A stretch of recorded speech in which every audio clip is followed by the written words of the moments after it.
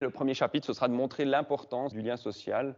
L'importance du lien social chez l'être humain et chez les autres animaux sociaux, puisqu'on parle ici de psychologie sociale. Donc pourquoi ce social? On a déjà vu qu'on est influencé par les autres, mais on peut voir aussi que ce lien social, il est vital. Et c'est ce qu'on va voir dans ce chapitre. Le lien parent-enfant, évidemment, pour les enfants, pour les bébés, ce lien est vital et il a beaucoup d'importance. Et on va voir surtout ce lien parent-enfant aussi par la négative, c'est-à-dire les enfants qui n'ont pas eu ce lien normal parent-enfant. Et on va parler des enfants sauvages, c'est ces enfants qui ont été recueillis et qui ont vécu pendant plusieurs années seuls dans la nature avec des animaux parfois. Donc ils ont survécu dans la forêt, aux alentours de villages, mais ils n'auront eu pratiquement aucun contact avec les autres êtres humains, sauf parfois se faire chasser quand ils allaient voler la nourriture. Et on connaît quelques cas, ces enfants sauvages, vous verrez, c'est assez impressionnant. On va parler du lien social, l'importance du lien social plus positivement chez les sociétés de primates, puisqu'on est nous-mêmes une espèce de primate plus développée, mais chez les autres espèces de primates, il y a des sociétés assez complexes et il y a des choses intéressantes qui sont communes à nous. Il y a plein de processus sociaux, de phénomènes sociaux qu'on retrouve dans les sociétés de primates, et qui ne sont pas les espèces sociales. Il y en a beaucoup dans la nature, on n'est pas les seuls. Il y a même aussi les dauphins, vous avez des animaux marins qui vivent en groupe. Il n'y a pas seulement les primates, mais il y a aussi les insectes sociaux qui vivent dans des sociétés très complexes. Donc, on n'est pas seul sur Terre à vivre en société. C'est intéressant aussi de regarder les points communs et les différences avec les autres espèces animales. Et finalement, une première ici expérience de psychologie sociale, c'est l'importance du groupe dans des situations d'anxiété. Donc, c'est ce que grégarisme, c'est l'idée de se regrouper à plusieurs.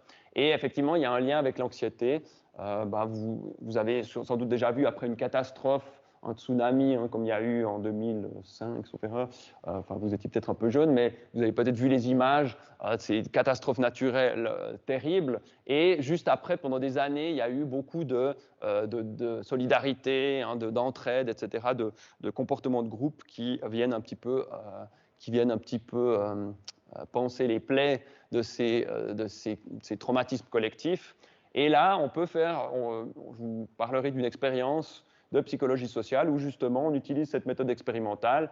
Soit les gens, ils ont le choix d'attendre seuls ou en groupe quand on leur fait peur ou pas tellement peur. Donc on va voir, on va manipuler l'anxiété, un groupe qui aura une faible anxiété, l'autre groupe qui aura une forte anxiété, et on va voir si cette anxiété modifie le comportement de groupe. On leur propose d'attendre seul ou d'attendre en groupe et on regarde ce qui va se passer. Donc ce sera la première expérience avec cette méthode expérimentale qui montre ici l'effet, le bienfait de la vie sociale par rapport à l'anxiété. Concernant le lien parent-enfant, alors ça, vous allez le plus en parler en psychologie du développement. Donc je vais juste poser quelques principes ou quelques découvertes, mais je ne suis pas le spécialiste de ces questions-là. Et ici, on a un psychologue de l'enfant, Vallon, qui est assez connu en France et qui nous disait que l'individu est essentiellement social. Il l'est non à la suite de contingences extérieures, mais par suite d'une nécessité intime, il l'est génétiquement. Et effectivement, là, c'était plus une déclaration, mais des recherches vont montrer qu'il avait raison d'affirmer une telle chose, puisque quelques années plus tard, ici, il y a des études sur des bébés, vous voyez ici, il y a 34 heures, donc on arrive à tester ces pauvres bébés qui ont à peine un jour d'existence, mais les résultats sont très intéressants. On peut faire plein d'études sur les capacités de ces bébés. Donc c'est assez étonnant de se dire, mais comment est-ce qu'on peut étudier des bébés si jeunes et surtout voir qu'est-ce qu'ils répondent, parce qu'on doit mesurer une réponse des gens quand on fait de la psychologie. Donc qu'est-ce qu'on va voir comme réponse chez des bébés de 34 heures? Alors, évidemment, le langage, non. Il n'y a aucune réaction, on ne peut pas parler, on ne peut pas communiquer. Par contre, Ce qu'on peut mesurer chez ces bébés de 34 heures, c'est plusieurs choses. C'est le regard, la direction du regard, puisque dès la naissance, ils explorent l'environnement. Donc, ils ont déjà un système visuel qui fonctionne, alors qui n'est pas, évidemment, qui n'est pas terminé, mais qui fonctionne déjà. Donc, on peut regarder, et en plus, on sait que les bébés regardent plus ce qui les intéresse. Donc, on pourra leur montrer, par exemple, deux choses, deux stimuli visuels, et regarder vers lequel ils regardent le plus. Et ça manifesterait son intérêt pour une chose plutôt qu'une autre. Et on peut s'apercevoir, si le bébé ne voit rien et n'a aucun intérêt marqué, il va regarder les deux tableaux de la même manière. Par contre, si on voit, on verra, par exemple, que les bébés sont intéressés par les visages, on peut s'apercevoir que tout coup, s'il y a un visage d'un côté et de l'autre, c'est un paysage, le bébé va regarder plus souvent le visage. Donc, ça nous permet de dire déjà que d'abord, les bébés sont capables de discriminer un visage de ce qui n'est pas un visage, et c'est génétique, parce qu'ils n'ont pas pu l'apprendre en 34 heures, ils n'ont pas pu apprendre quoi que ce soit. On peut mesurer d'autres choses chez ces bébés pour avoir une mesure de ce qui les intéresse. Il y a d'abord les yeux, la vision, mais il y a aussi la vitesse de succion, puisqu'ils têtent tout ce qu'ils peuvent trouver. Et on a développé des tétines qui mesurent la cadence de la succion, donc ça c'est amusant. Et on peut regarder justement quand ils sont très intéressés, ça augmente cette vitesse de succion. Et par exemple, ici, on a pu montrer que non seulement la vision est déjà un peu établie, on verra l'exemple après, mais ici, c'est l'audition. On leur fait, par exemple, on fait écouter à des bébés des pleurs humains ou des pleurs synthétiques, donc, qui sont imités par un ordinateur, et on les fait, on met le bébé sur le dos et on prend par exemple deux haut-parleurs. Il faudrait regarder les détails de la recherche, mais le principe, c'est simple, c'est que le bébé, il y a deux haut-parleurs, et vous passez d'un côté ou de l'autre un des deux pleurs et vous regardez si le bébé se tourne d'un côté ou de l'autre, parce qu'il va se tourner du côté, si ça l'intéresse, le son qu'il entend, il va se tourner d'un côté. Et on peut montrer ici dans des études que les bébés de cet âge-là préfèrent déjà les pleurs humains, donc ils arrivent à reconnaître des pleurs humains de sons qui sont proches, mais qui ne sont pas des pleurs humains. Ça, c'est intéressant. Et au niveau de l'odorat aussi, on voit que le nouveau-né reconnaît l'odeur de sa mère. Donc là aussi, si vous mettez deux coussins de chaque côté avec l'odeur de sa mère et l'odeur d'une autre femme et d'une autre mère ou du père, alors le père, je ne sais pas si ça a été fait aussi, mais évidemment, plus un père s'occupe de son bébé, plus on aura les mêmes effets. Là, ce n'est pas des effets qui sont liés à la mère, parce que ici, l'odeur, elle peut que se développer à partir de la naissance. Donc on ne peut pas avoir d'odeur dans le ventre de la mère. Donc ici, ça se passe aussi très tôt, cette reconnaissance de la mère et du nouveau-né. Et on a vu aussi que les pères sont capables de reconnaître l'odeur de leur bébé. De nouveau, plus ils s'en occupent et plus on a cette reconnaissance sociale. Et alors, je vous disais, cette préférence aussi pour les visages, oui, si, elle est ici, préférence pour les visages. Dès la naissance, on a aussi ce sourire réflexe, on verra dans le chapitre sur l'imitation.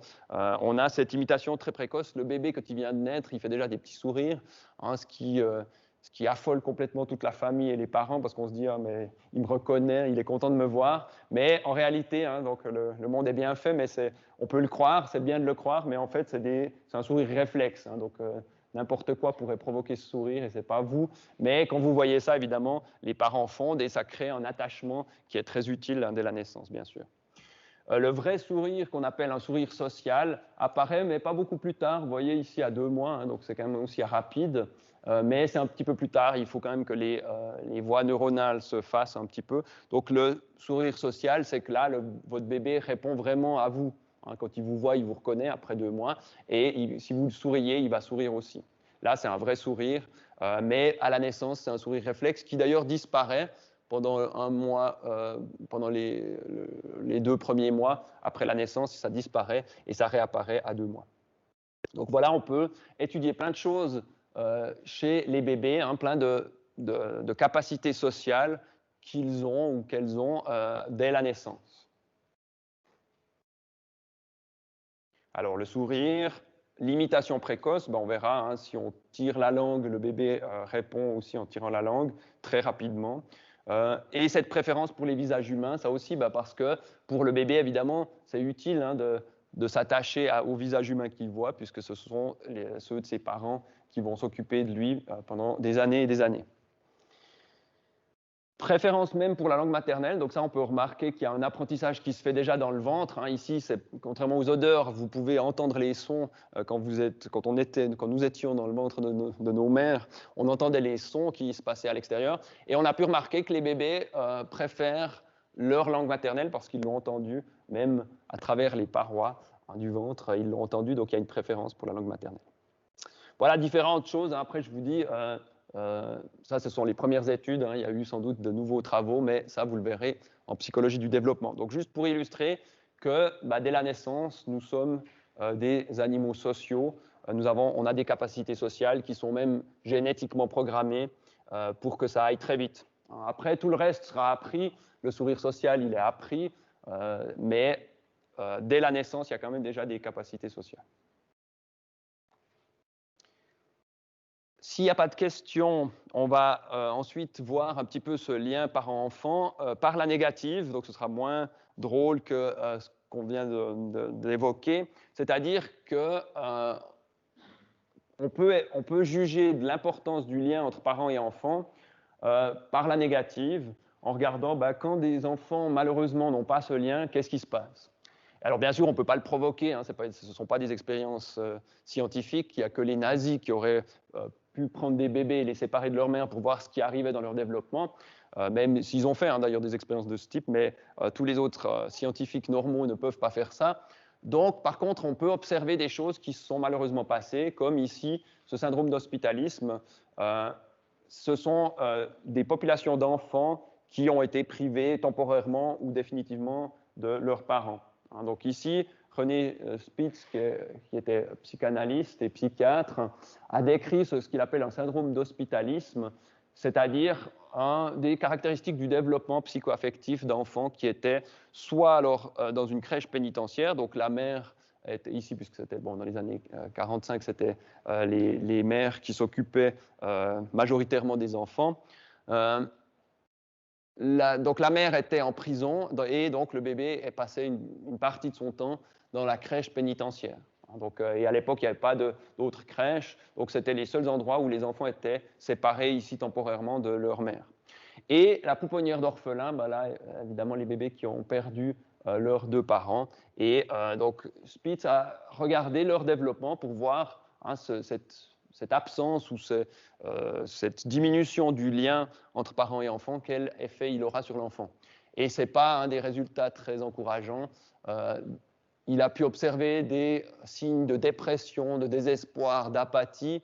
Normalement, les enfants sont très excités, ils veulent découvrir le monde. Là, c'est le contraire qui s'installe. C'est un sentiment, on voit des enfants qui ne bougent plus, qui restent dans un coin, etc.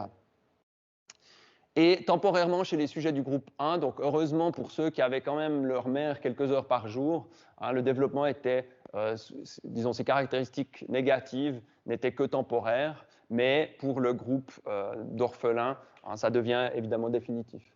Il y a des images terribles quand on va voir dans des images anciennes d'orphelins, des orphelinats anciens. Alors maintenant, on essaye de pallier à tout ça, mais à cette époque, ça devait être assez dramatique. Il y a des documentaires qui le montrent. Et même ce sentiment de dépression, ces comportements dépressifs étaient pires encore pour les enfants de la pouponnière s'ils avaient vécu quelques mois avec leur mère avant le placement. Donc, pour les orphelins, c'était encore pire s'ils avaient connu leur mère et qu'ils ont été séparés. Bon, ça, c'est l'observation de René Spitz. Donc, ça se passait un petit peu mieux pour ceux qui étaient, dès la naissance de leur mère, ils n'avaient même plus leur mère à la naissance, et ils étaient tout de suite placés, ça se passait mieux. Et ce sentiment de dépression psychologique ou ce comportement d'apathie, ici, ça se traduit aussi physiquement, c'est-à-dire que l'être humain a besoin, évidemment, un sentiment de dépression, c'est une tristesse, c'est quelque chose de négatif, donc ça se traduit aussi physiquement. Ces enfants ont une plus grande mortalité, plus de maladies, donc un retard émotionnel, donc ils ont moins d'émotions puisqu'ils sont un peu renfermés sur eux-mêmes, et aussi un développement intellectuel moins bon. Donc ça impacte évidemment toute la dépression peut impacter bien sûr toute la personnalité, surtout chez les enfants qui doivent se développer à cet âge. Et ce syndrome dépressif, hein, il l'a appelé hospitalisme pour l'idée de ceux qui sont placés dans des hôpitaux. Et la définition, c'est que dans cet hospitalisme, on a les besoins corporels qui sont satisfaits. Donc, ces enfants ne meurent pas de faim, ils ont des soins. Quand ils sont malades, ils sont soignés, mais ils n'ont aucun. Leurs besoins affectifs et sociaux ne sont pas remplis, hein, puisque souvent ils sont trop nombreux. Les quelques nurses qui travaillent là, elles n'ont pas le temps pour les besoins affectifs et sociaux. Alors, on va encore, juste avant la pause, voir ce point parce que c'est très proche, hein. Ici, c'est des observations de John Bowlby, qui était lui aussi psychanalyste, et qui a décrit un petit peu la même chose, les mêmes effets, mais ailleurs. Ici, séjour dans un hôpital, même un court séjour dans un hôpital peut créer ces effets temporairement, hein, comme on l'a déjà un petit peu, comme Spitz le suggérait avec ses observations. Et donc, il a fait le même genre d'observations. Mais pour des séjours plus courts, donc ça confirme pourquoi on peut parler d'hospitalisme, hein. Il suffit d'un séjour à l'hôpital pour que le lien parent-enfant, alors ici c'est surtout mère-enfant, hein, mais maintenant on pourrait, dans nos termes modernes, on pourrait tout à fait transposer à père-enfant, il n'y aurait pas de différence. Vous verrez qu'en psychologie sociale, on s'aperçoit que quand on vous place dans la même situation sociale, on réagit un peu tous de la même manière. Donc si les pères sont plus impliqués dans l'éducation des enfants, on retrouvera les mêmes phénomènes. Ça ne fait aucun doute. Alors bon, évidemment, il faudrait des études scientifiques pour le prouver, mais toutes ces études sur les liens entre mère et enfant, on pourra les faire entre père et enfant, et on verra que plus un père s'occupe de ses enfants, et plus les comportements sont les mêmes. On peut déjà l'observer si on a soi-même gardé ses enfants, en tout cas les pères qui ont gardé leurs enfants. On remarque que les enfants ont une relation qui est plus équilibrée entre le père et la mère. Si le père n'a pas la chance de pouvoir être un peu à la maison et qui travaille, on voit que les enfants se dirigent toujours vers le parent qui les élève le plus, et donc ils se dirigent vers la mère. Et au contraire, si c'est dans certaines familles, hein, c'est la mère qui travaille et c'est le père qui reste à la maison. Et là, les enfants, hein, ont les comportements qu'on pourrait penser maternels, en fait, ils l'ont envers leur père. Donc, c'est tout à fait réversible. Et même si ici, je parle de mère-enfant, hein, vous saurez que c'est parent-enfant. Donc, le plus souvent, je mets parent-enfant. Mais ici, bien sûr, en 1970, c'était encore, on n'étudiait que des mères et des enfants. Il n'y avait pas de père à la maison. Voilà, après la pause, on va voir une expérience chez des animaux.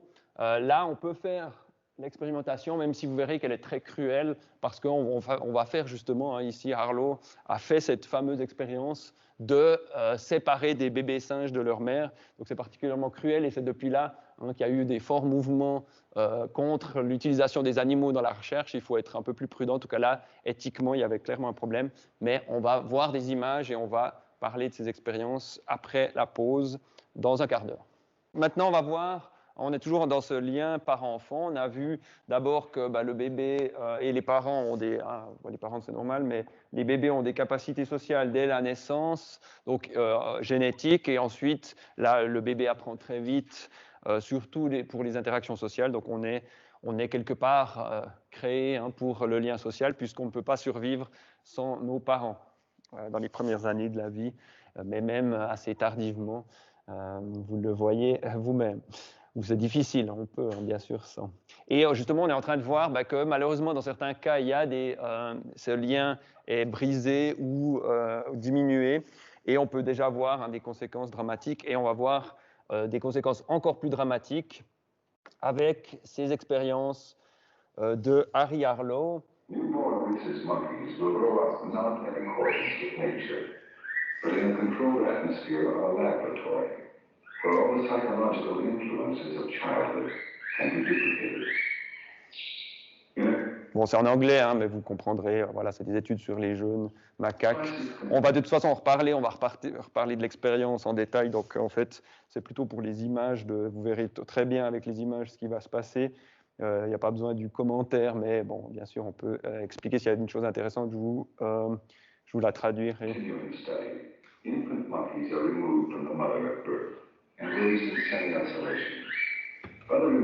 Donc là, ce qui est important, mais on va aussi en reparler, c'est Donc les bébés ont été isolés, un semi-isolation à la naissance, donc séparés de leur mère. Semi-isolement parce que vous verrez, il y a quand même des êtres humains qui leur apportent, qui les changent de cage.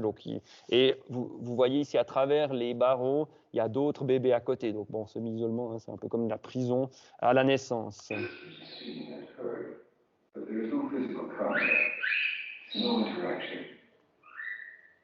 Voilà, donc il n'y a pas de contact physique entre les singes eux-mêmes, hein, puisqu'il y a ces barreaux entre eux, pas d'interaction sociale.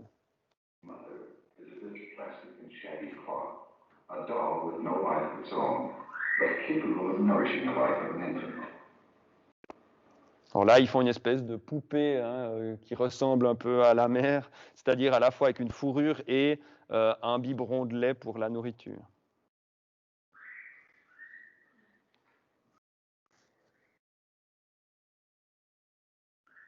The monkey will come to depend upon this doll to satisfy basic necessities of life. Not only nourishment, but a deeper psychological need for comfort and security.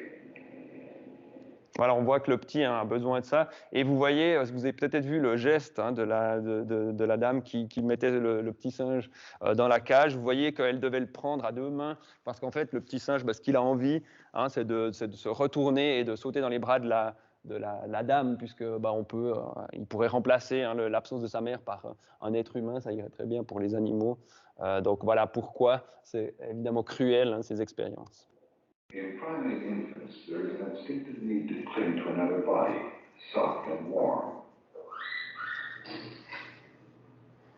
Food or security. Donc là, hein, il nous dit qu'il y aurait un besoin de sécurité ou de nourriture, et lequel est le plus fort. Hein. Donc c'est ça que veut mesurer ici cette bizarre expérience avec ici deux poupées, enfin deux fausses mères, une avec la fourrure et une avec le biberon de lait. Which mother is stronger appeal? Alongside a warm, familiar mother of cloth is a stark wire doll set up as nothing more than a feeding machine. Là, on voit bien aussi comment il va vouloir fuir et il veut aller vers la dame. Voilà.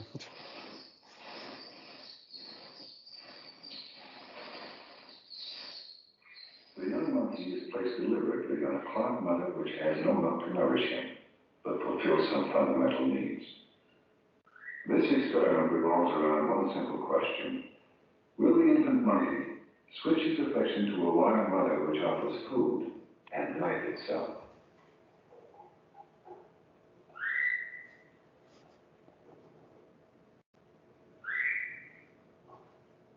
On voit bien ce besoin de sécurité, hein, parce que là, il est plus tranquille une fois qu'il est sur cette fourrure qui remplace la mère. Only when forced by hunger does he loosen his grip and begin to yield to nature's most powerful internal drive. From a wire mother, he derives one thing: nourishment. No warmth, no comfort, no feeling of security.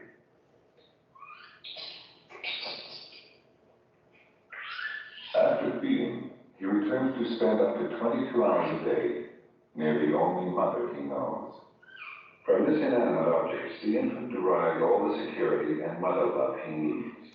Donc, vous avez entendu, 22 heures par jour, donc 22 heures sur 24, il va rester sur la maman fourrure, enfin la fausse maman fourrure. He can also expose early to other young, growing to a normal, well-adjusted adult. Donc, isolement, hein, et dès la naissance, donc ces bébés macaques sont privés de leur mère.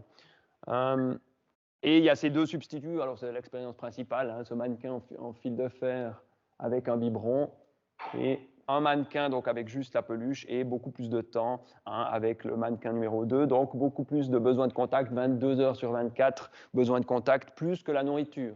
Hein, ça confirme un petit peu aussi les observations de Bowlby et Harlow, c'est-à-dire que c'est presque aussi ou même plus important hein, le contact physique. Bon, la nourriture évidemment, si vous n'avez pas de nourriture, on meurt, mais le contact physique semble être autant important hein, que la nourriture. Et après, dans ces expériences, donc, il va étudier ces singes qui ont été mis plusieurs mois d'isolement comme celui qu'on a vu, et il remarque hein, qu'il y a aussi un comportement social ou maternel pour les femelles qui est perturbé. Donc là aussi, hein, le comportement social normal, le lien entre la mère ici et les bébés est très important. Et il y a justement cette condition d'isolement extrême. Alors là, l'éthique était complètement bafouée. D'ailleurs, il a eu beaucoup de problèmes avec les défenseurs et défenseuses des animaux. Et ici, à juste titre, parce que là, des singes ont été mis 1 an dans une cuve. Hein, donc là, c'était pas semi-isolement, c'est-à-dire qu'il n'y avait même plus personne. Donc ils recevaient juste de la nourriture. Et là, ils décrivent ces animaux comme des végétaux semi-animés. Donc vous imaginez l'horreur hein, d'un animal qui est plus qu'un espèce de zombie, voilà, hein, qui peut peut-être encore se nourrir, mais c'est tout ce qu'il fait. Donc là, bien sûr, hein, même si, alors c'était pour montrer que ce que montre l'expérience, c'est aussi important, mais disons qu'on pouvait peut-être s'en douter sans faire cette expérience-là. Hein, c'est toujours à savoir si c'était vraiment utile de le faire.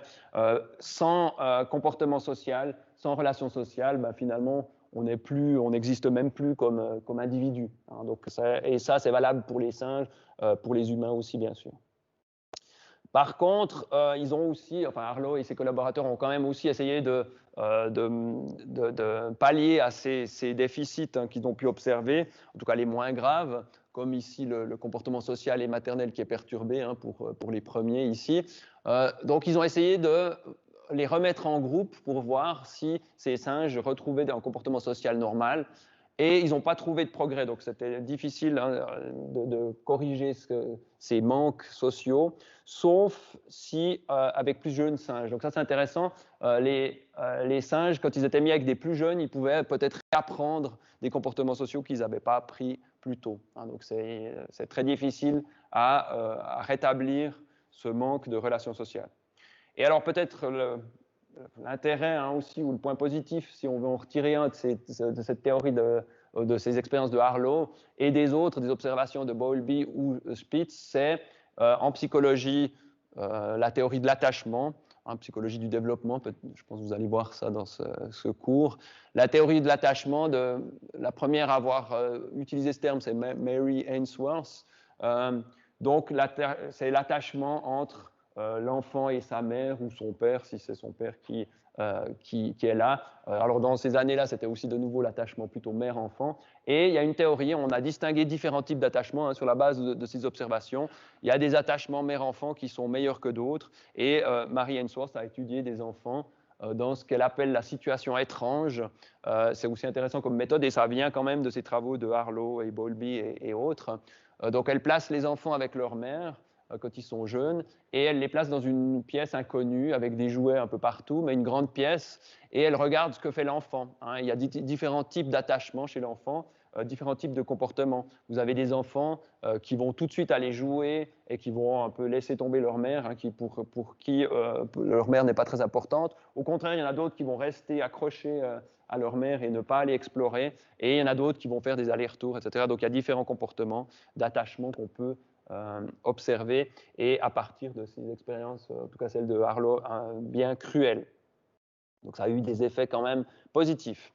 Alors, dernier exemple de privation de relations sociales qui peut avoir des effets très graves, et ici des observations pour voir qu'est-ce qu'on peut récupérer. Donc c'est un petit peu l'idée, c'est un peu la même chose que pour Harlow, sauf que ici, comme ça concerne l'être humain, c'est pas une expérimentation, hein, on a pris des cas qui existaient de ce qu'on appelle les enfants sauvages. On leur a même donné un nom latin comme si c'était une espèce animale particulière, Homo ferus, donc les hommes sauvages. Ils sont quadrupèdes, hein, on en a retrouvé, alors quelques-uns, je vous donnerai le livre si ça vous intéresse de lire sur ces enfants sauvages. On en a trouvé quelques dizaines durant les siècles dans le monde, donc heureusement pas beaucoup, mais quand même quelques-uns. Et donc la plupart sont quadrupèdes, hein, comme les animaux ou comme certains singes. Ils se baladent à 4 pattes. Muets, mutus, bien sûr, ils n'ont pas appris la parole, puisque pour apprendre la parole, il faut une interaction avec les parents. Parfois hirsutus, donc poilus, ou indifférence sexuelle, c'est-à-dire qu'ils n'ont pas appris les relations sociales de base. Mais on verra qu'il y a eu des efforts pour essayer de corriger tout ça, parce que justement, donc aucun n'a réussi à parler, mais la plupart sont devenus bipèdes, hein, on peut réapprendre la posture. Et certains aussi, de façon intéressante, hein, ont développé une vision nocturne. Donc ils ont développé des caractéristiques finalement que les animaux sauvages ont. Hein, l'ouïe et l'odorat, ils ont pu développer tout ça à la place de leur vie sociale qui était inexistante avec les autres humains, mais des capacité de survie dans la nature. Pas de rire ni de sourire, alors quand même des émotions de base comme la colère, mais pas les émotions plus sociales, comme le rire et le sourire.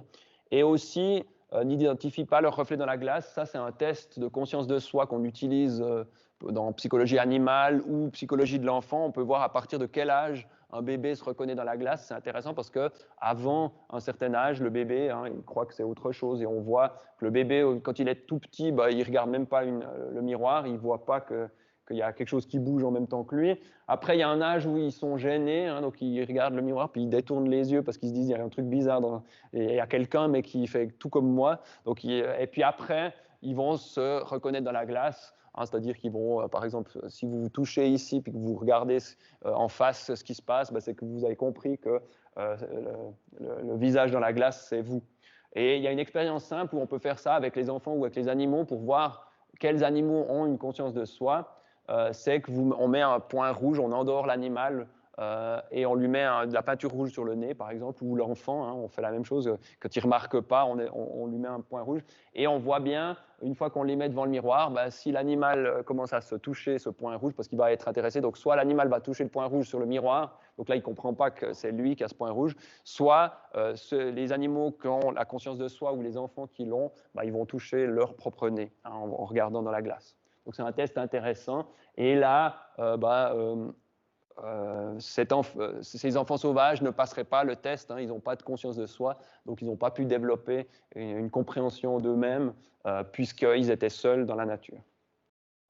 Et on va voir des images d'un enfant sauvage très connu, enfin bien connu, c'est Victor de l'Aveyron.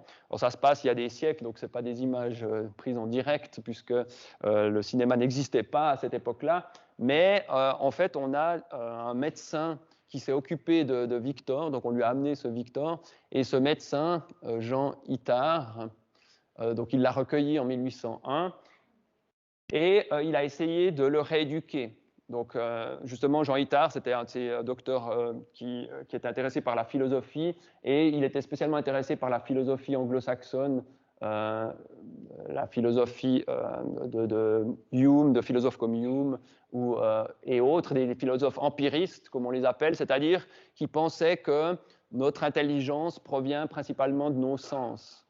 Donc tout ce qu'on voit, ce qu'on ressent depuis notre naissance, forme notre intelligence. Et selon cette théorie, en développant les sens de Victor, Victor devrait retrouver le langage, les fonctions cognitives complexes. Donc justement, Jean Itard s'est basé sur ces théories et on verra, c'était en partie vrai, mais aussi en partie un échec. Donc on va regarder ce film, c'est-à-dire, alors c'est un film une observation qu'on a faite, c'est-à-dire cet enfant, il était comme ça quand on l'a trouvé et on ne sait pas pourquoi il est devenu comme ça. Est-ce que peut-être qu'il avait un retard mental et que les parents l'ont abandonné? Est-ce que ses parents sont morts, etc. On ne peut pas le savoir. Donc on ne connaît pas exactement l'état de départ de Victor, donc on peut faire des suppositions. C'est pour ça qu'ici, c'est une méthode intéressante, bien sûr, mais ce n'est pas la méthode expérimentale, on n'est pas sûr de la causalité. Néanmoins, les observations sont intéressantes et comme je vous ai dit, donc, ça a duré 5 ans d'efforts pour sa rééducation, comme on le voit là tous les jours, une rééducation personnalisée. Alors, ce qu'on n'a pas vu au tout départ, c'est que le niveau mental de départ, c'est ce qu'on appelait à l'époque les idiots, c'est-à-dire un enfant qui ne comprend ni le langage, qui est complètement retardé psychologiquement. Et cette rééducation est un échec partiel, c'est-à-dire pour Jean Itard, il n'était pas satisfait, mais en même temps, un échec partiel, il y a eu des réussites. C'est-à-dire si on compare ce qu'on a vu, les dernières images, mais même les premières par rapport à l'état dans lequel il est arrivé chez Jean Itard, peut-être que Jean Itard était un petit peu trop sévère avec lui-même, parce qu'il n'a pas récupéré la parole, et c'est ce que voulait sans doute le plus Jean Itard.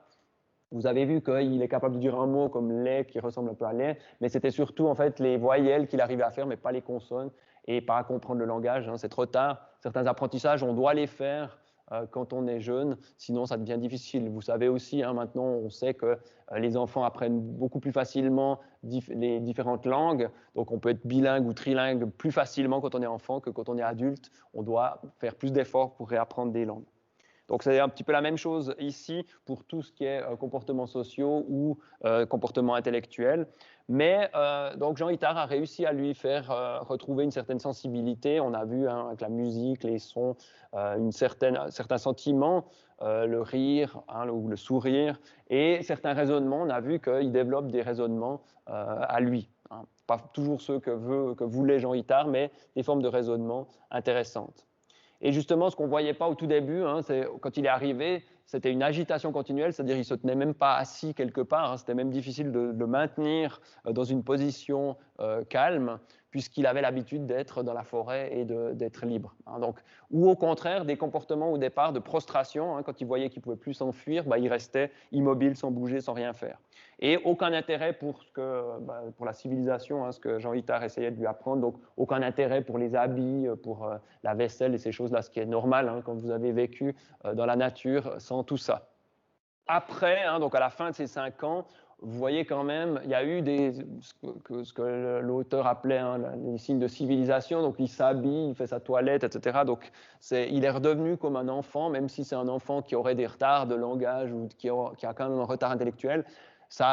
Il est devenu quelque part un enfant humain, hein, alors qu'avant, c'était plus comme un animal sauvage que vous pouvez adopter, que vous pouvez essayer de domestiquer. Hein, mais c'était vraiment la différence entre l'avant et l'après, elle est quand même très impressionnante, même si Jean Itard semble être déçu de ne pas avoir réussi à tout récupérer, parce que selon ses théories empiristes, on devrait pouvoir tout récupérer grâce au sens et grâce à l'environnement. Là, on voit qu'on récupère beaucoup de choses, mais pas tout. Hein. Et donc, il a gardé aussi, donc il a développé une certaine sensibilité, mais il a gardé certaines choses, comme ce désir de fuite. Hein, quand on le voit d'ailleurs un moment dans le film, il regarde par la fenêtre au lieu de répondre aux questions, il est plus intéressé par ce qui se passe dehors, ce qui est aussi compréhensible. Grimper aux arbres, ça restera toujours son activité préférée.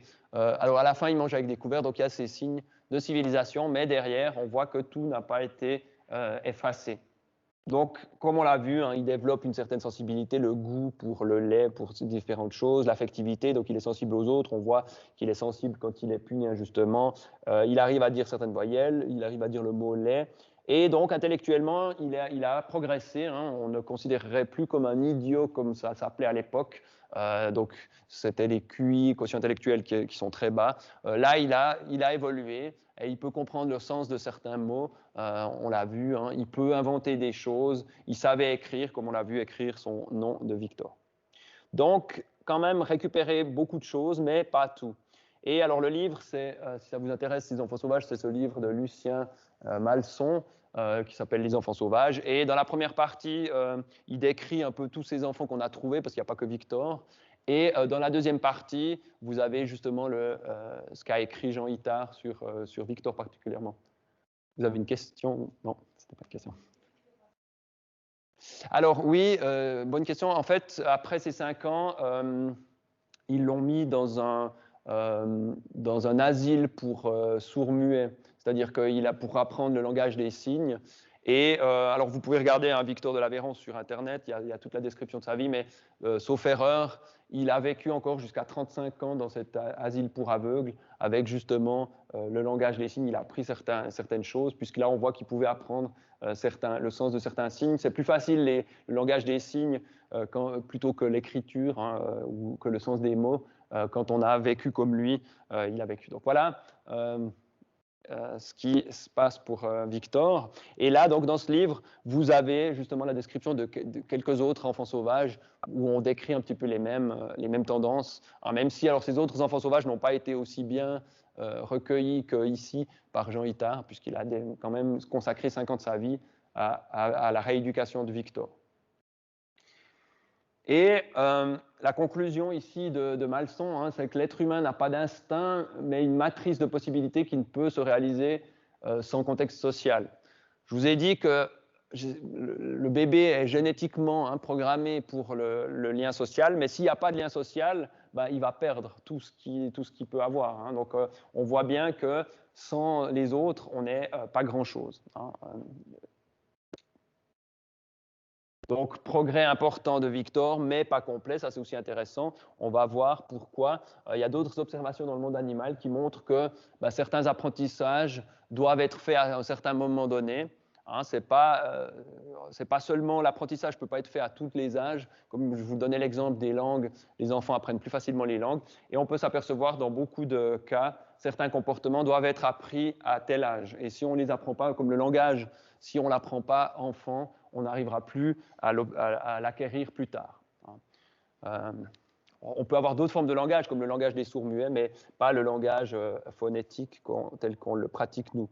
Et il y a justement un exemple dans le monde animal qui ressemble un petit peu, qui montre ce phénomène-là, que ici Konrad Lorenz a appelé l'empreinte, c'est-à-dire c'est un petit peu justement la rencontre de la génétique hein, ou de notre cerveau, de notre physiologie avec l'environnement. C'est-à-dire que pour devenir un être humain à part entière, on a besoin des deux, c'est-à-dire bien sûr on a besoin de notre cerveau, on a besoin de nos gènes qui vont faire marcher notre corps, qui vont développer notre corps, mais on a besoin aussi des relations sociales qui vont remplir un peu hein, tout ce qu'on sait et tout ce qu'on connaît.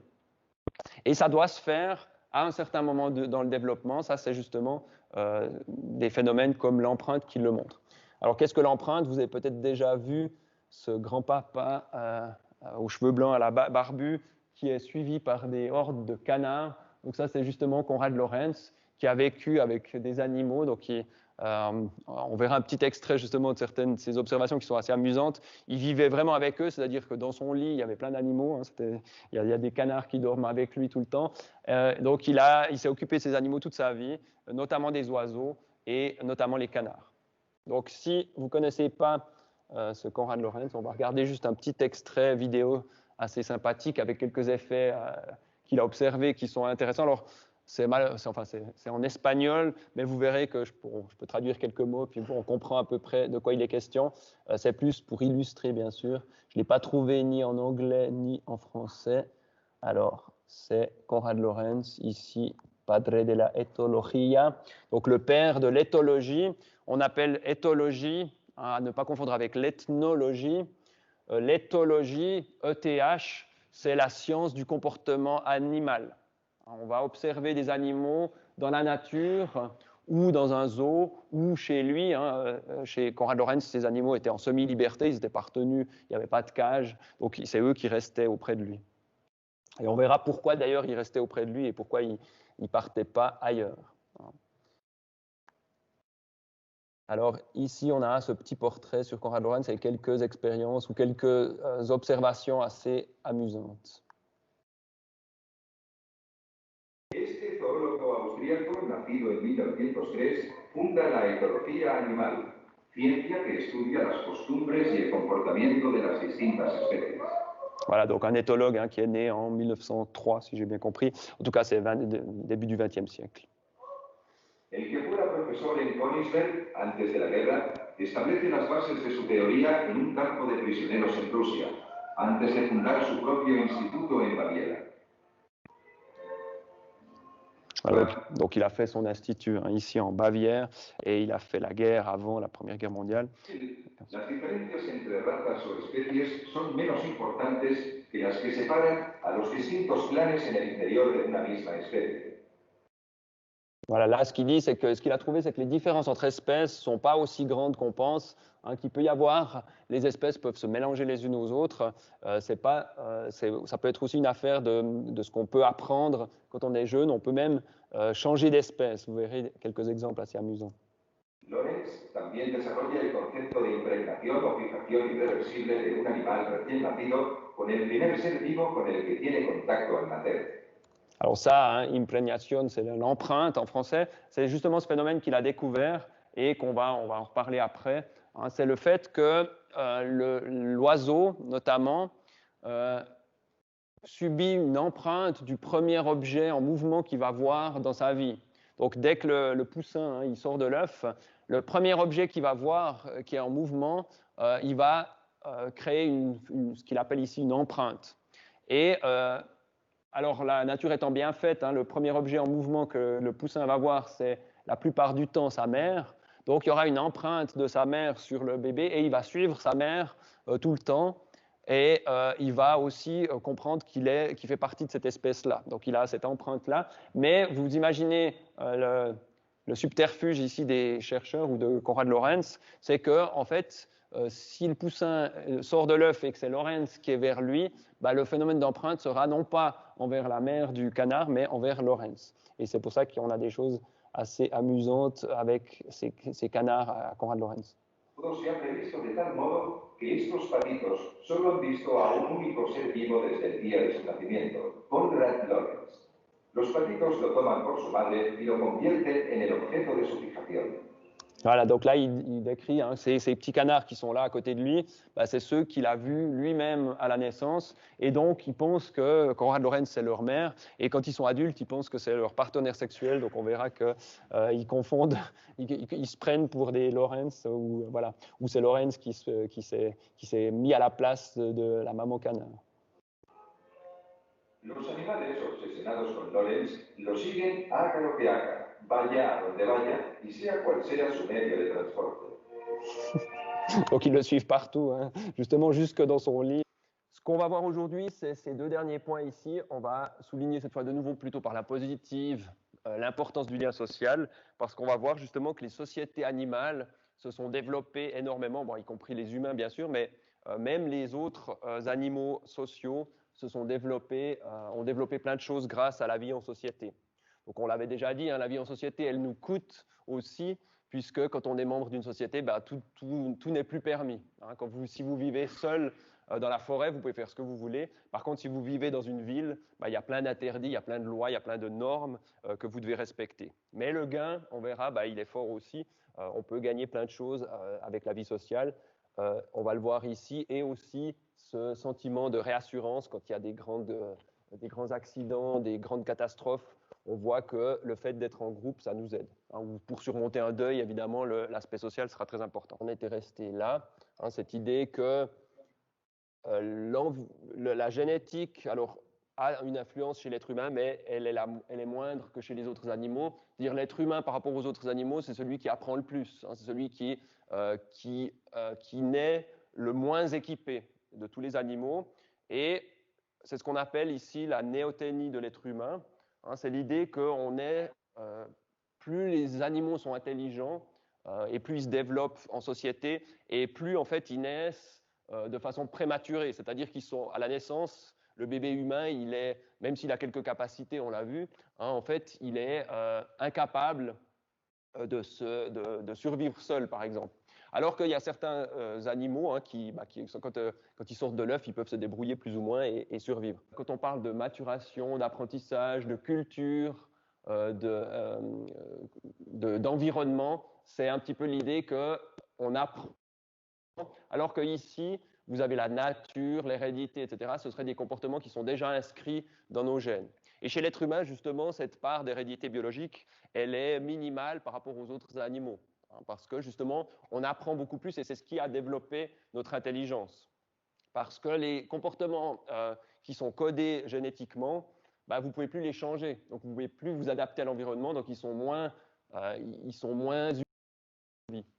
Si on prend, par exemple, des poissons ou des oiseaux, vous aurez toujours le même comportement. Ou des souris ou des chats.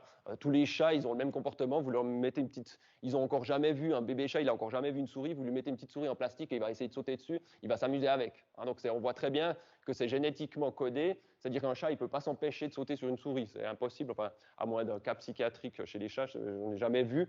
Tous les chats sont complètement fous, ou une pelote de laine, ce que vous voulez. On voit bien qu'ils ont tous le même comportement. De ronronner, etc. C'est des comportements qui sont très stables.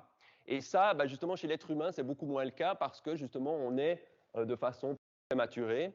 Et c'est intéressant parce que si vous naissez prématurément, vous pouvez apprendre beaucoup plus. Et votre système nerveux peut être beaucoup plus influencé par l'environnement. Et comme le but de toute espèce animale, c'est la survie, c'est très utile, parce que s'il y a des changements dans l'environnement, vous pouvez vous y adapter.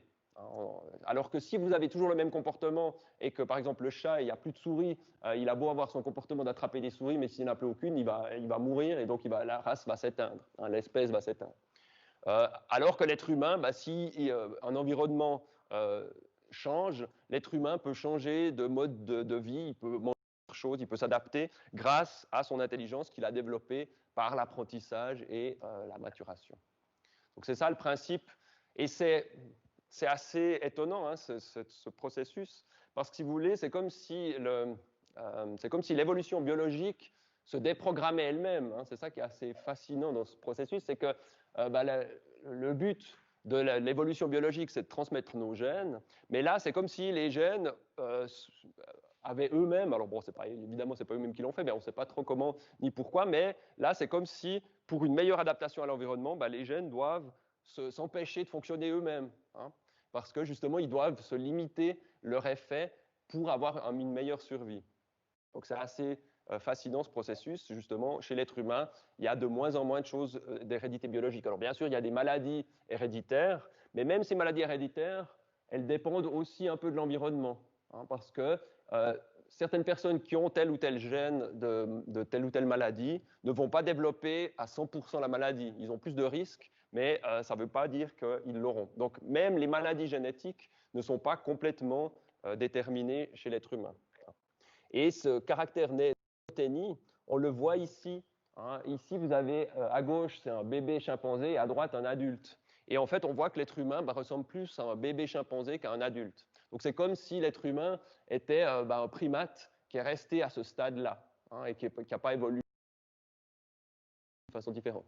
Et ça pourrait expliquer justement pourquoi l'être humain a développé une capacité d'apprentissage, un langage, etc., qui sont propres à lui parce qu'il est encore plus prématuré que les autres. Hein, mais les singes aussi, ils vivent longtemps en famille. Plus une espèce vit longtemps avec ses parents biologiques, et plus elle va apprendre. Hein, et aussi, plus une espèce vit en société, et plus elle va apprendre des autres. Donc c'est ça qui est intéressant. Au lieu que les comportements soient influencés par les gènes, vos comportements seront influencés par les autres autour de vous. Donc on remplace le biologique par du social. Chez l'être humain et chez les singes aussi, hein, justement les singes, on verra ils apprennent des choses qui sont très semblables aux êtres humains. Et notamment, justement, quand on s'intéresse à ces sociétés de primates, notamment alors, les sociétés animales en général, mais chez les primates, comme ils ont aussi une intelligence assez élevée, hein, pour les grands singes. Donc les grands singes, c'est les gorilles, les orang-outans et les chimpanzés. Donc c'est ceux qui sont le plus développés au niveau de leur vie sociale et leur intelligence. Mais vous avez aussi, hein, je l'ai mentionné, les dauphins qui sont une espèce sociale très intelligente aussi. Donc il y a aussi d'autres espèces qui montrent ces comportements sociaux. Et Frans de Waal, c'est un éthologue, donc je disais éthologue, hein, pas à confondre avec ethnologue, éthologue qui observe les animaux dans leur milieu naturel.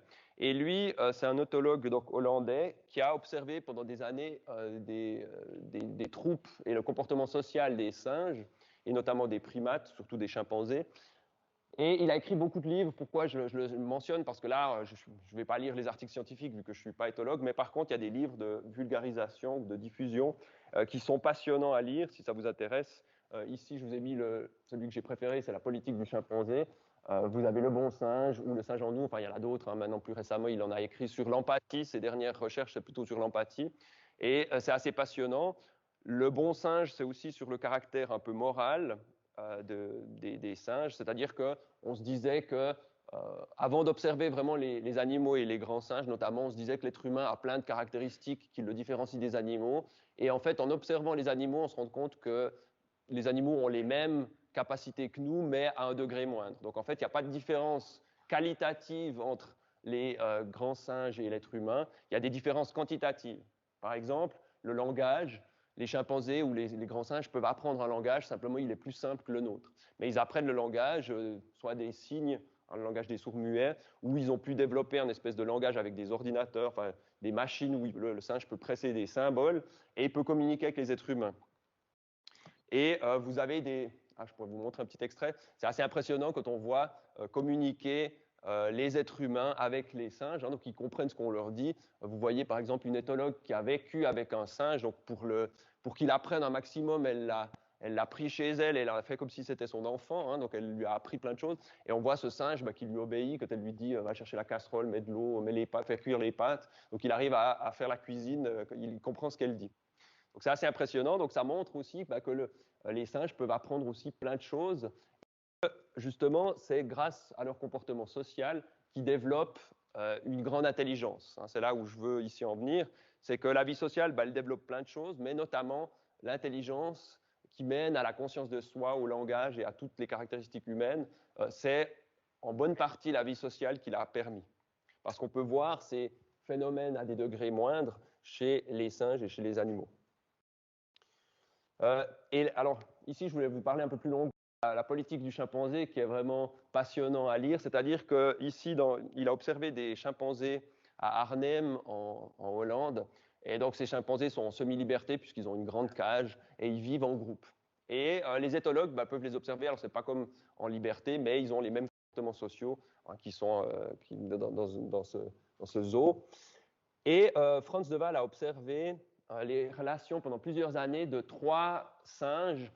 Pourquoi ces 3 singes? Parce que c'était les chefs, hein, c'est ceux qui étaient en haut de la hiérarchie. Et c'était 3 mâles. Bon, il y a une hiérarchie aussi chez les femelles, hein, il y a aussi des relations de pouvoir, mais elle est moins marquée. Les mâles, il y a ce côté très fort, il y a une lutte pour le pouvoir, pour être le mâle alpha. Donc ça, on a aussi un petit peu chez l'être humain, mais de façon, oui, on l'a aussi pas mal, mais d'une façon un peu différente. Mais là, dans tous les groupes, il y a cette hiérarchie des mâles. Et donc, Frans de Waal nous décrit d'abord la situation où vous avez Jeroen, peu importe les noms, hein, mais Jeroen, donc Y-E-R-O-E-N, qui est le mâle alpha au début de ses observations. Donc c'est le plus âgé, c'est lui qui domine, hein, il a plus accès aux femelles, il a plus accès à la nourriture, donc il est dans une situation favorisée. Et Frans de Waal nous décrit l'arrivée de 2 jeunes mâles qui s'appellent Niki et Louis. Et ces 2 mâles, ils vont grandir de plus en plus, devenir de plus en plus forts, hein, et tandis que Jeroen, le mâle alpha, il va devenir de plus en plus vieux et de plus en plus faible.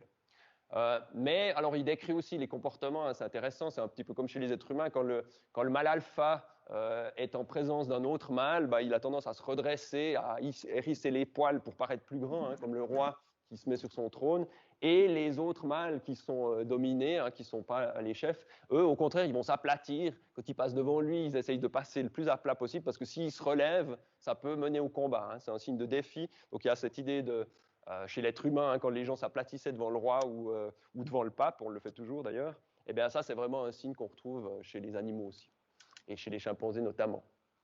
Donc voilà, on a ces 2 mâles qui deviennent de plus en plus forts, et notamment l'un des 2, Louis, qui grandit le premier, et arrive un moment où physiquement il est plus fort que le mâle alpha. Et normalement, c'est un peu la loi du plus fort, hein, dans la nature. Normalement, celui qui est plus fort, il va engager le combat avec celui qui est moins fort, et si tout se passe bien pour lui, il va battre le chef. Et là, c'est ce qui se passe, hein, Louis devient de plus en plus fort, il y a des combats, alors les combats peuvent être féroces, hein, des fois ils peuvent se tuer en se battant, donc il y a des bagarres continuelles, et finalement, Louis prend le pouvoir, hein, on voit Jeroen qui commence maintenant à s'aplatir devant lui et qui n'a plus les comportements dominants, donc c'est Louis qui remplace Jeroen.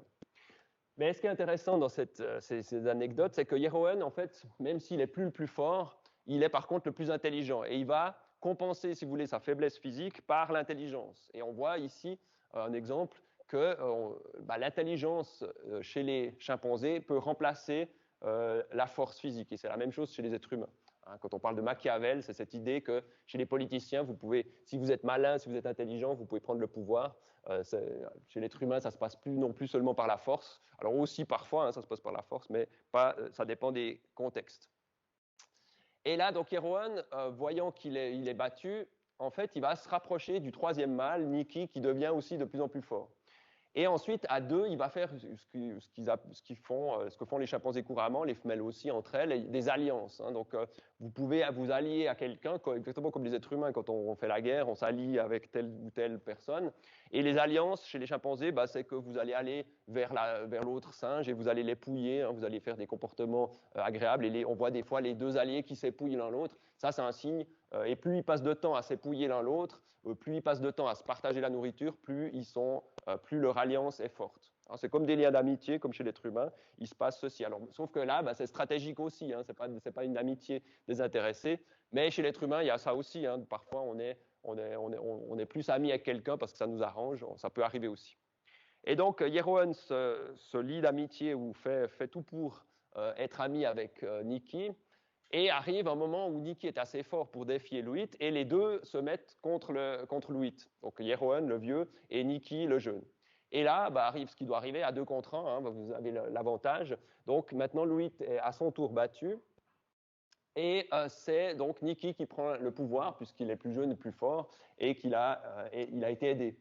Mais ce que fait ensuite Jeroen, justement pour éviter que ce soit Nikki qui prenne vraiment le pouvoir, c'est que Jeroen, ensuite, dès qu'il voit que Nikki a les comportements du mâle dominant, Jeroen va vite épouiller le troisième mâle, Louis. Hein, donc il fait l'aller-retour entre les deux jeunes pour s'allier avec l'un ou l'autre, et grâce à ça, en fait, pendant des années, il va rester, si vous voulez, chef.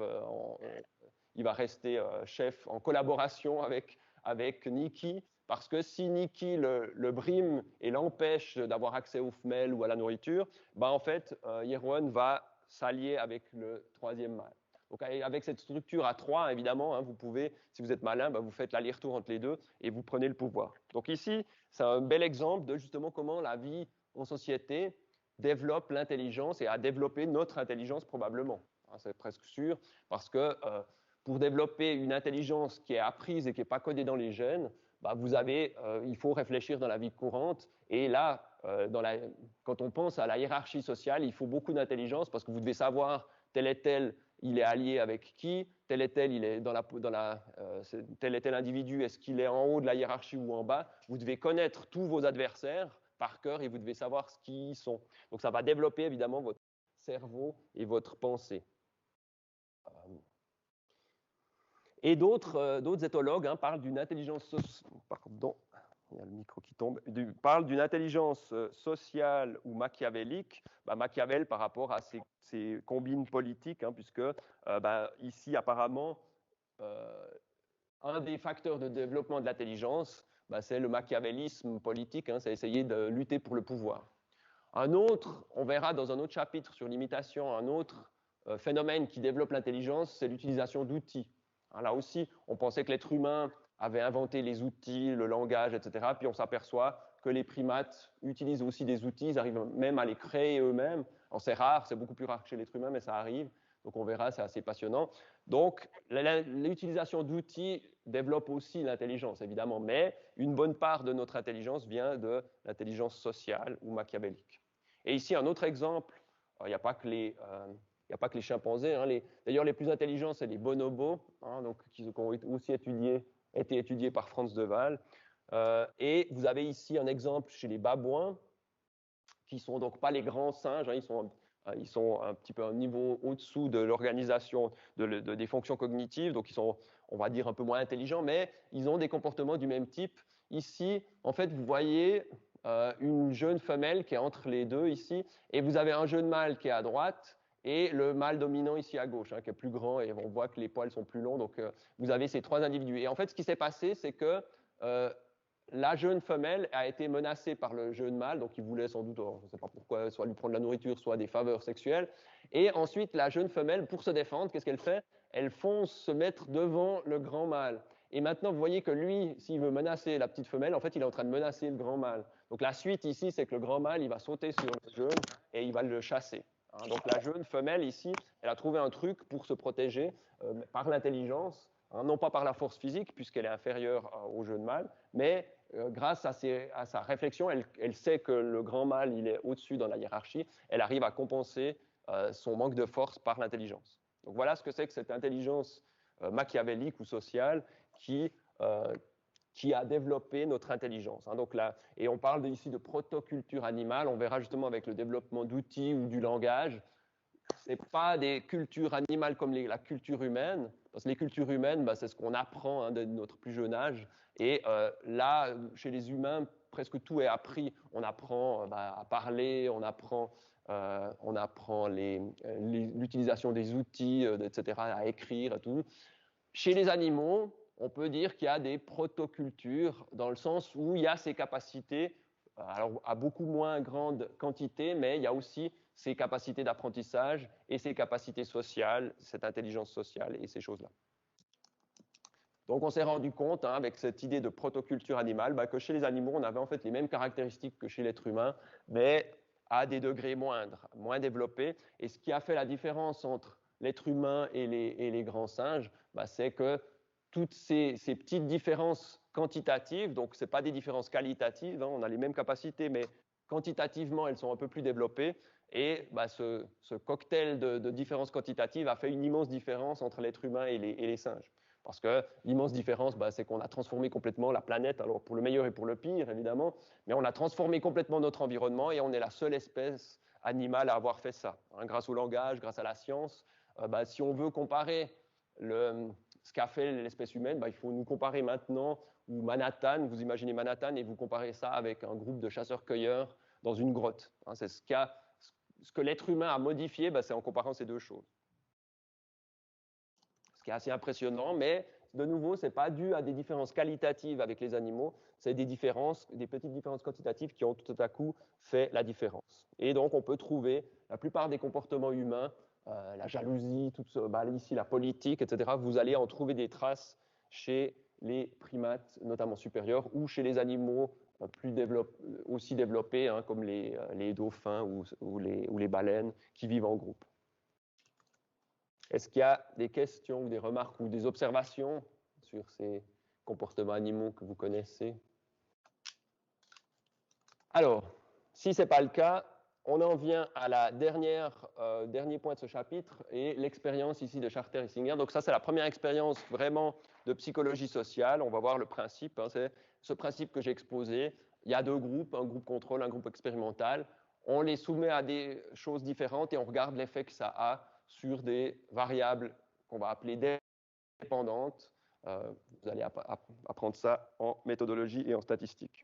Donc, ce qu'on va faire, c'est modifier une variable indépendante, une VI, et voir l'effet qu'elle a sur une VD, une variable dépendante.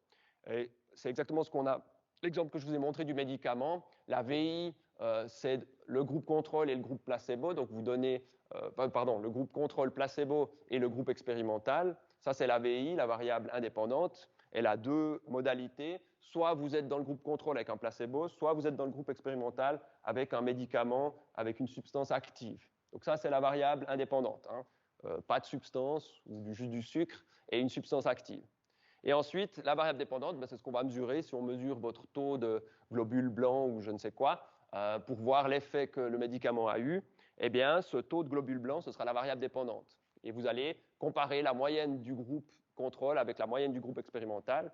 Et s'il y a une différence, vous allez dire la différence, elle est sûrement due au médicament, puisque j'ai fait mes deux groupes aléatoirement, donc il n'y avait pas de différence entre mes deux groupes, pas de différence notable, même si ce n'étaient pas les mêmes individus, si on prend ici ceux à droite, ceux à gauche.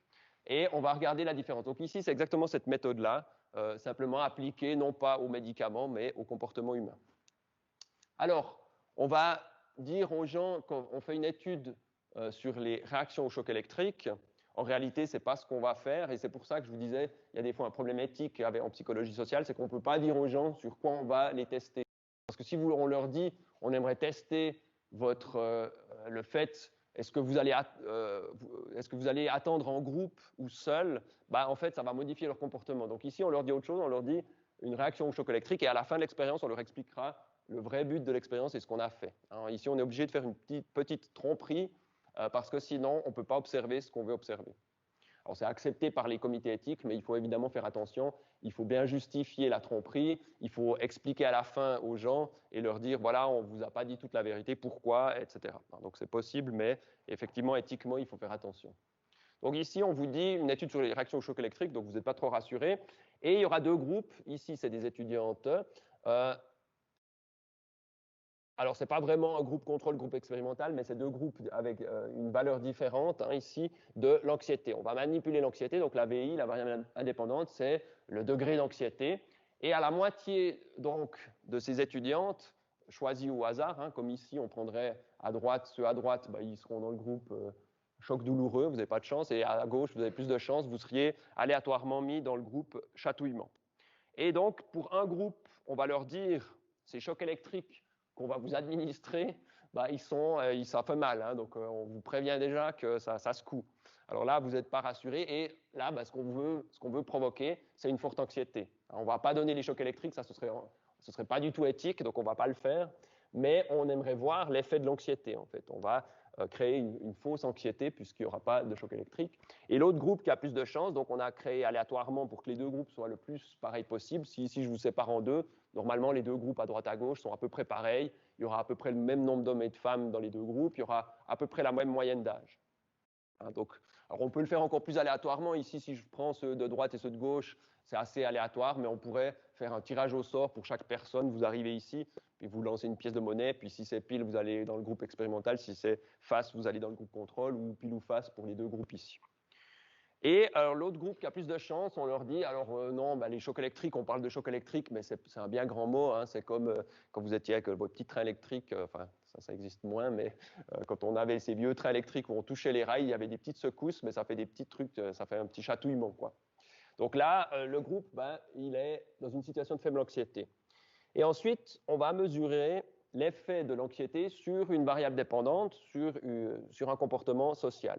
Et le comportement qu'on aimerait mesurer, c'est savoir si les gens veulent, avant de commencer l'expérience sur ces chocs électriques qu'on ne va jamais faire, puisque ce n'est pas ce qui nous intéresse, mais on leur dit maintenant, avant de commencer l'étude avec les chocs, vous avez le choix, il faut attendre un petit quart d'heure, vous avez le choix d'attendre dans une salle toute seule ou en groupe.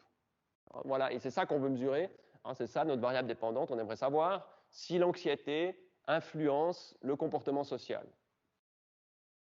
Vous voyez la relation de causalité, c'est ici. Est-ce que l'anxiété qu'on a provoquée va modifier quelque chose? Donc il y a bien cette idée de causalité. Ici, si on trouve des différences entre les deux groupes, ce sera bien l'anxiété, hein, il y a de fortes chances pour que ce soit l'anxiété qui ait provoqué un changement de comportement social. Et peut-être qu'on n'observera pas de différence, et là on dira l'anxiété n'a pas d'effet sur ce comportement social de se regrouper. Hein, ici, grégarisme, c'est l'idée qu'on se regroupe quand on a besoin, comme par exemple ici, en situation d'anxiété. Et les résultats montrent justement une différence entre les deux groupes. Hein, puis ces deux groupes qui sont normalement équivalents. La seule différence entre les deux groupes, c'est l'anxiété qu'on a induite. Et vous voyez que dans le groupe 1, il y a beaucoup plus de personnes qui choisissent d'attendre en groupe. 63, c'est le double, hein, à peu près de 33% dans l'autre groupe. Donc en fait, alors on n'est jamais sûr hein, de l'interprétation d'une étude scientifique, il faut répliquer cette étude plusieurs fois, mais ici on va interpréter les choses, on est à peu près sûr quand même que c'est l'anxiété qui a provoqué ça, et donc on va interpréter cette différence en disant l'anxiété a fait que dans la condition 1, les gens choisissent d'attendre en groupe, et donc on peut imaginer que l'anxiété, si vous voulez le grégarisme, hein, le choix d'attendre en groupe, va diminuer l'anxiété. On peut imaginer que c'est pour ça que les gens choisissent. Mais ça aussi, l'explication, on peut la tester, on peut essayer de mieux comprendre pourquoi il y a eu cette différence.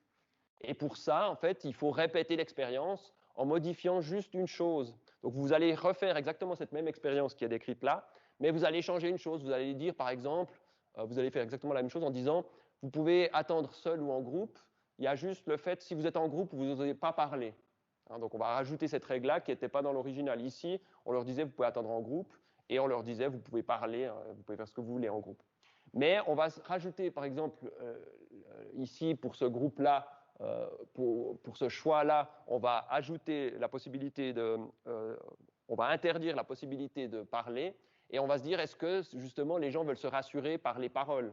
Hein, donc, si c'est le cas, si on les interdit de parler, ils ne vont pas choisir plus d'attendre en groupe. Donc, vous voyez qu'on peut modifier un paramètre et on regarde si on trouve les mêmes résultats. Et si on trouve à peu près les mêmes résultats, c'est-à-dire si on retrouve ici le double dans la condition 1 que la condition 2, on pourra dire notre variable n'a pas eu d'effet. Par exemple, si on a interdit aux gens de parler et qu'on retrouve 63-33, on dira, bon, ben, ce n'est pas le fait de pouvoir parler en groupe qui fait que les gens ont choisi. Hein. Donc, vous voyez comment on peut préciser et mieux comprendre le comportement. Et au contraire, si en interdisant de parler, on trouve qu'ici, on a 33 et 33%, donc la différence disparaît, on pourra dire, ah ben, c'était bien le fait de pouvoir parler qui fait que les gens choisissent d'attendre en groupe. Alors là, j'ai donné un exemple, mais les auteurs ont justement refait l'expérience et ça, c'est l'exemple, si pas de communication autorisée, donc on leur dit en groupe, vous n'osez pas parler, on voit, je vous ai mis idem. Alors idem, ça veut dire qu'on retrouve la même différence.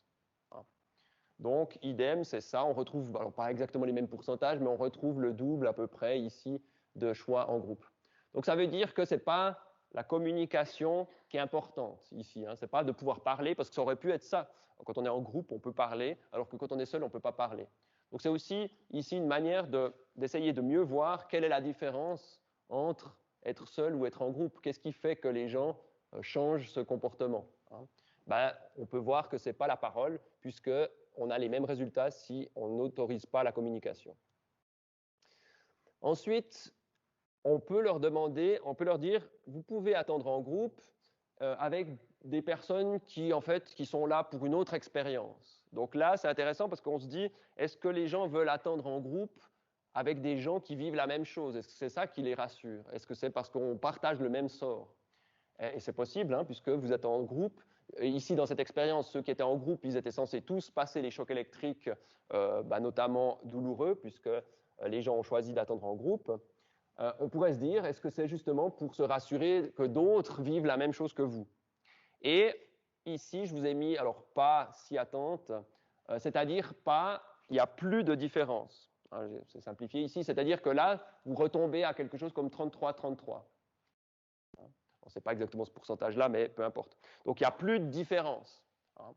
Si les gens qui attendent en groupe, ils sont là pour une autre expérience. Donc là, ça montre qu'effectivement, c'est bien le sort commun qui est important. Hein. Le fait qu'on veuille attendre en groupe pour se rassurer, ce n'est pas dû au langage, mais c'est dû au fait que les autres, ils vivent la même chose, et ça va nous aider, qui vivent la même chose, parce que ça va sans doute nous rassurer, on se sent moins seul à vivre ce qu'on va vivre.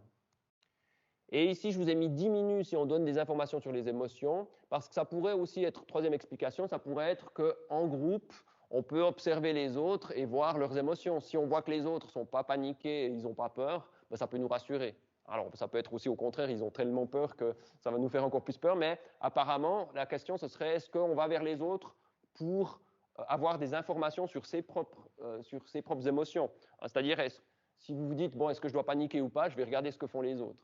Et on verra que dans le chapitre sur l'imitation, effectivement, ce que font les autres a de l'influence sur soi-même, hein, ça c'est sûr.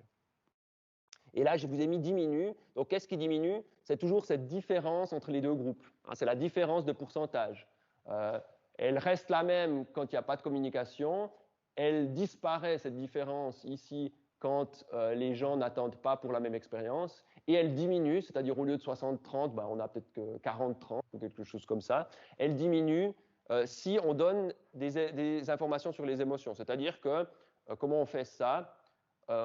Avant de choisir est-ce que vous attendez seul ou en groupe, on vous fait passer un petit test et on vous mesure par exemple votre stress. Et on vous dit, sur une échelle de 0 à 100, vous êtes à 60 de stress. Alors, donc on vous donne des informations sur vos émotions, alors qui sont truquées, ce n'est pas des vraies informations, mais les personnes ont le sentiment d'avoir reçu des informations sur leurs émotions.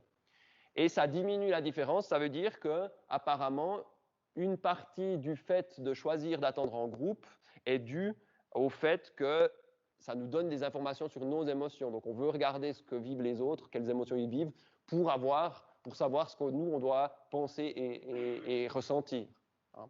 Donc voilà comment on peut mieux interpréter, mieux comprendre un comportement, c'est en répétant l'expérience plusieurs fois, ici 4 fois. Vous avez l'expérience de base, vous avez ces 3 variantes, mais on peut le faire encore bien plus de façons. Et sans doute qu'actuellement, je ne connais pas les études sur ce sujet, mais il y a sûrement encore des études, puisque ça c'est vieux, mais ça se fait sûrement encore, parce que après, vous pouvez changer la situation, vous pouvez faire plein d'autres manipulations. Donc, la recherche n'est jamais finie.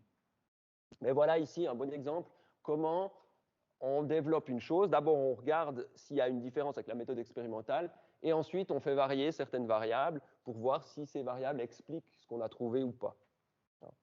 Et on peut conclure ici, alors c'est toujours des conclusions temporaires parce que ça dépend des recherches futures qui seront faites, mais ici on voit que les gens attendent en groupe pour le support, ce qu'on appelle le support social, c'est-à-dire pour avoir un support de la part des gens qui vont vivre la même chose.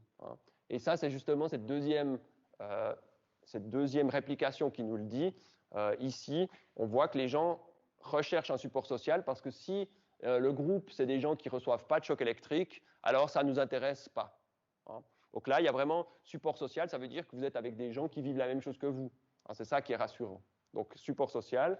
Et l'autre point, il y aura un chapitre sur la comparaison sociale. Ça, c'est le fait qu'on ne peut pas ne pas se comparer aux autres. Quand vous êtes dans une situation et que vous voyez les autres faire quelque chose, ça va vous influencer. Et là, cette comparaison sociale, c'est par rapport aux émotions, par rapport à cette dernière étude. Ici, c'est comme si on cherchait à comparer ses émotions à celles des autres, puisque la différence diminue quand on donne des informations sur les émotions. Cette différence-là, elle diminue. Ça veut dire qu'il y a une sorte de comparaison sociale qui va se faire. On va regarder les autres, on veut être avec eux, on veut qu'ils vivent la même chose, en partie parce qu'on veut voir comment ils réagissent et se comparer à eux ou à elles. Voilà pour cette première expérience de psychologie sociale proprement dite. Et maintenant, après la pause, on va embrayer avec le premier chapitre où justement maintenant on va voir toutes sortes d'expériences basées un petit peu sur la même logique. Alors c'est une logique un peu ennuyeuse, un peu technique, mais en même temps, comme je vous ai dit, c'est la meilleure façon de connaître le réel. Ici, on a le degré maximum de certitude, on n'est jamais sûr que c'est juste, mais c'est la moins mauvaise méthode pour savoir si l'anxiété provoque tel ou tel comportement social. La moins mauvaise méthode, c'est celle-là, et de répéter l'expérience plein de fois et de faire une méta-analyse une fois qu'on a beaucoup d'expérience pour voir s'il y a un effet global de tout ce qu'on a pu faire. Résumé, conclusion du premier chapitre, l'importance du social, parce que on est des animaux sociaux, ça a développé plein de choses, notre société est ultra complexe. Les sociétés de fourmis ou d'insectes sociaux sont aussi très complexes. Les abeilles, les fourmis, elles atteignent des comportements incroyables. Ici, effectivement, j'ai parlé des singes dans les sociétés de primates. Mais il y a des choses incroyables, juste en passant, chez les sociétés d'insectes.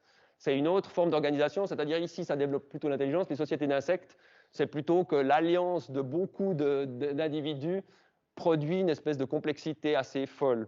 Et chez les fourmis, il y a des choses incroyables. Vous avez peut-être entendu parler l'esclavagisme chez les fourmis. Donc vous avez des fourmis où la reine, elle tue une fourmi d'une autre espèce, elle s'enduit des phéromones de cette espèce, elle s'introduit dans la fourmilière, et comme elle a l'odeur de la fourmi, les soldats ne la reconnaissent pas, enfin ils pensent que c'est une congénère, et elle va jusqu'à la reine, elle tue la reine, elle prend sa place, et elle produit ses propres fourmis, et les fourmis qui ont été envahies s'occupent des autres fourmis, donc elles deviennent esclaves de l'autre espèce. Et il y a des choses, on ne comprend pas non plus comment c'est possible, mais c'est par exemple la culture de champignons. Vous avez des fourmis qui cultivent des champignons dans des salles. Donc elles arrivent à produire une certaine humidité constante pour que les champignons se développent et pour avoir de la nourriture. Et elles font de l'élevage, ça vous l'avez vu si vous avez des jardins. Elles élèvent des pucerons, donc c'est comme un éleveur de bétail. Vous voyez la fourmi, elles amènent les pucerons et les pucerons mangent et ensuite elles traient les pucerons, elles utilisent leur liquide sucré pour se nourrir. Donc il y a des comportements étonnamment complexes. Et alors, une part du mystère, c'est qu'on se rend compte, vous verrez, je vous donnerai un exemple peut-être l'année prochaine à propos je l'utilise dans un autre cours, on peut montrer que des fois, quelques règles très simples produisent des effets très complexes. Donc cette immense complexité, ça ne veut pas dire que c'est forcément Dieu qui a tout créé. Ça, c'est un argument des créationnistes. Complexité, en fait, on peut la retrouver dans plein de choses. Par exemple, vous inventez un petit jeu avec 3 règles et vous avez des choses hyper complexes qui apparaissent. Donc voilà, c'est une complexité qui est intéressante, mais qui doit être étudiée un peu scientifiquement. Donc les sociétés d'insectes aussi font des choses incroyables. Les abeilles aussi, elles arrivent à faire des trucs. Elles se mettent en groupe et elles arrivent à une une certaine géométrie dans leurs alvéoles, à faire des hexagones parfaits, etc. Donc il y a des comportements étonnants, surtout que les fourmis ou une abeille individuelle, elle n'a pas un cerveau très grand. Hein. Donc là, c'est clairement le collectif qui crée des choses incroyables. Donc voilà pourquoi l'importance du social, on arrive à faire des choses qu'on n'arriverait pas à faire seul ou en petits groupes familiaux. Alors, on a vu que les compétences sociales se développent dès la naissance chez l'être humain, mais surtout, cette grande place laissée à l'apprentissage pour les humains, et c'est ça qui fait notre immense adaptation, hein, ce qui fait que maintenant, on sait tellement, non seulement, si vous voulez, les autres espèces animales, elles se sont adaptées à l'environnement, hein, la sélection naturelle, c'est que les survivants, nous, on est issus de ceux qui ont survécu, donc on est issus de ceux qui ont trouvé des adaptations à l'environnement. Mais l'être humain, c'est la seule espèce qui a commencé à modifier son environnement, plutôt que de fuir hein, quand il y a une sécheresse, comme le font les autres animaux. L'être humain a commencé à coloniser, à changer l'environnement. Alors, pour le meilleur et pour le pire, puisqu'on l'a tellement bien changé l'environnement qu'il devient invivable. Mais voilà, hein, jusqu'à présent, c'était quand même fort, c'est-à-dire qu'on est la seule espèce à modifier, et même une espèce qui peut quitter et changer d'environnement, qu'aller éventuellement sur une autre planète. Donc ça, c'est évidemment incroyable. Mais ça a été permis en grande partie grâce au fait qu'on est une espèce sociale. Donc, compétences dès la naissance, pas de relation, des troubles graves, on a vu l'hospitalisme, on a vu les expériences de Harlow, les enfants sauvages, hein, qui, sans le social, ressemblent à des animaux, mais des animaux justement non sociaux, c'est-à-dire qui ont des instincts, mais des instincts qui sont tous les mêmes, hein, comme des chiens ou des chats qui vivent en chat sauvage. Les enfants sauvages, ils développent un peu ce genre d'aptitudes. Donc, pas des aptitudes intelligentes comme certains animaux sociaux. Et la vie sociale développe l'intelligence, on l'a vu, la culture aussi, et toutes ces choses qui font l'humanité. Et dernière chose, la vie sociale, c'est une source de réconfort. Hein, quand il y a des problèmes, se réunir, ça fait du bien. Et d'ailleurs, même l'amitié en général, hein, c'est un des facteurs les plus importants du bonheur. Dans les études sur le bonheur, le facteur principal, c'est le nombre d'amis. Hein, c'est pas l'argent. L'argent, il contribue aussi, mais le principal, c'est vraiment la vie sociale. Donc, évidemment, vous le savez, hein, toutes et tous, vous n'avez pas attendu les études scientifiques pour le savoir, mais les études scientifiques le prouvent. Et on peut comparer, on peut chiffrer les différents effets des différentes variables. Et ici, je vous ai mis donc les différentes vidéos qu'on a vues. Je vous ai ajouté ici l'invention d'outils qu'on n'a pas encore vu, mais je vous l'ai mis là parce qu'on va voir ça dans un chapitre sur l'imitation. Ce n'est pas le prochain chapitre, c'est dans deux chapitres, mais je l'ai mis là puisque comme ça, on a toutes les vidéos ici liées à ça.